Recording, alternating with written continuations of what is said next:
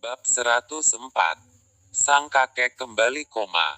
Obrolan antara menantu dan ibu mertua masih berlangsung. Ibu tahu apa rasa sakit yang sedang kamu alami saat ini.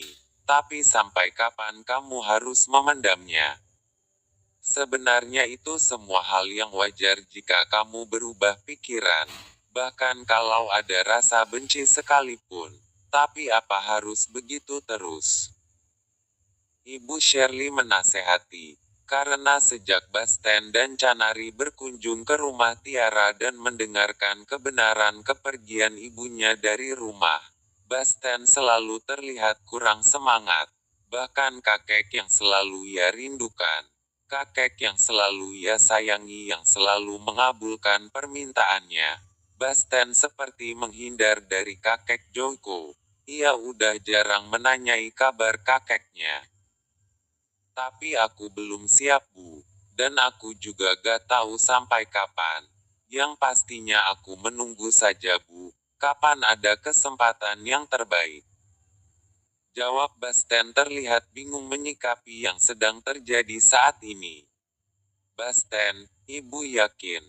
Kekecewaan kamu terhadap kakekmu pasti sangat mendalam. Orang yang selama ini kamu anggap baik, yang selalu memenuhi kebutuhan kamu, bahkan menjadikan kamu bisa menjadi orang hebat dan sukses saat ini.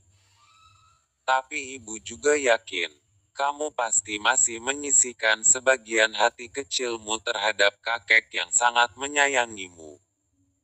Ibu Shirley masih membujuk Basten supaya tidak ada niatnya untuk membenci kakek yang telah menjadikan dia menjadi orang yang sukses. Setelah mendengarkan beberapa nasihat dari ibu mertuanya, Basten memilih diam tanpa menjawab apa-apa. Memang yang dibilang ibu Shirley benar. Walaupun ia sangat membenci perbuatan kakeknya yang ternyata sangat kejam itu.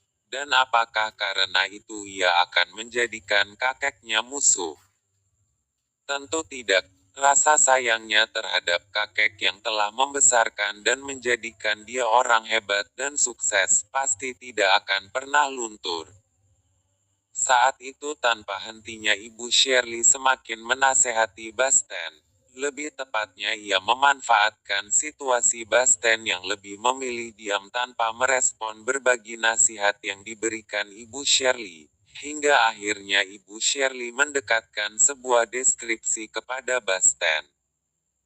Kamu ingat gak kalau salah satu kesalahan terbesar kakekmu dulu, saat ia memaksa kamu dalam perjodohan terhadap putri ibu, hingga pada akhirnya kamu menikah dengan Canary. Jadi kalau kamu mendapatkan kebahagiaan dalam hidupmu setelah menikah dengan Canary, maka itu karena ikut campur tangan kakekmu. Ibu Shirley berharap supaya Basten mendengarkan nasihatnya. Basten kembali diam dan melamun. Hatinya sangatlah tidak sanggup untuk membenci kakeknya, karena tanpa kakeknya, ia tidak bisa apa-apa. Ibu ke dalam dulu ya. Pamit Ibu Shirley setelah memberikan nasihatnya kepada menantunya. Perjodohan itu bagi dirinya dulu yang ditawarkan kakeknya hal yang sangat tidak ia sukai, hal yang sangat tidak ia inginkan. Namun ternyata hal itu berubah menjadi sebuah kebaikan terbesar dalam hidupnya. Keesokan harinya, Basten kembali berkantor seperti biasanya. Canary dan yang lainnya tinggal di rumah. Walaupun beberapa yang sudah keluar, seperti Felty juga ke kantor. Siang itu terdengar kabar kalau Pak Joko kembali koma. Bahkan penyakit yang ia derita kali ini lebih serius daripada penyakit sebelumnya.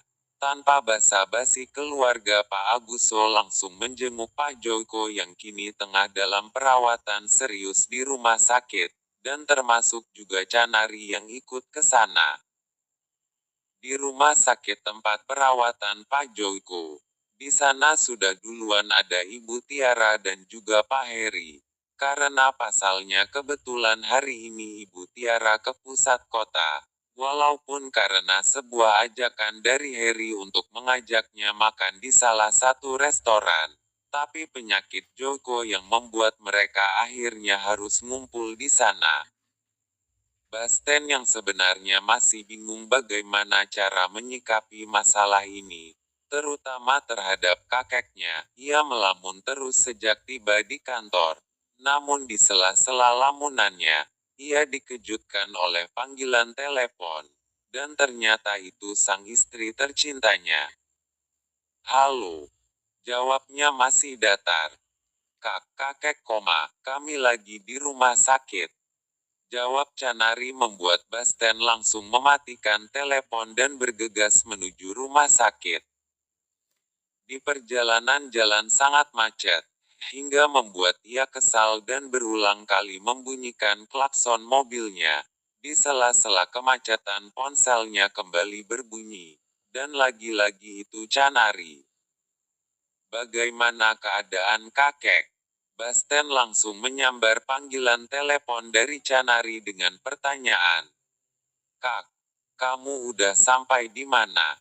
Tanya Canari membuat Basten semakin memikirkan yang enggak-enggak terhadap penyakit yang diderita oleh kakeknya saat ini. Lagu di jalan. Jalan sangat macet. "Bagaimana keadaan kakek?"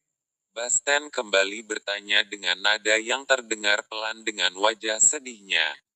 Canari pun bingung mau menjawab apa, karena kondisi kakek mertuanya yang sangat dan semakin koma. "Cepetan mas." Cuma itu aja ucapan Canari dan langsung mematikan teleponnya.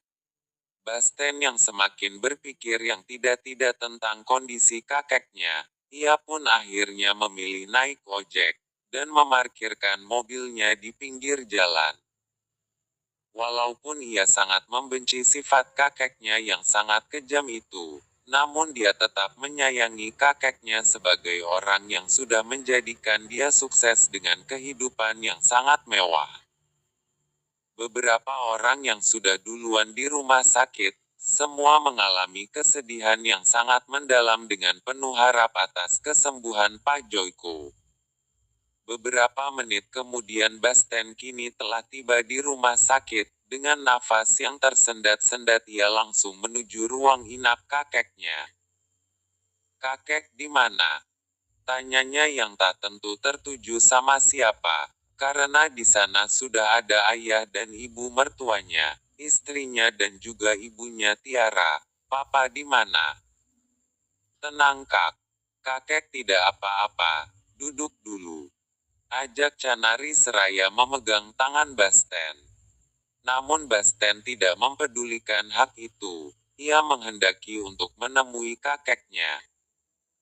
"Tolong buka pintunya," ucap Basten pada salah seorang suster yang ada di sana.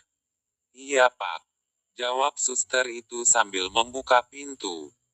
Sementara yang lainnya tadi diam dan hanya memperhatikan Basten yang terlihat sangat cemas atas kondisi kakeknya.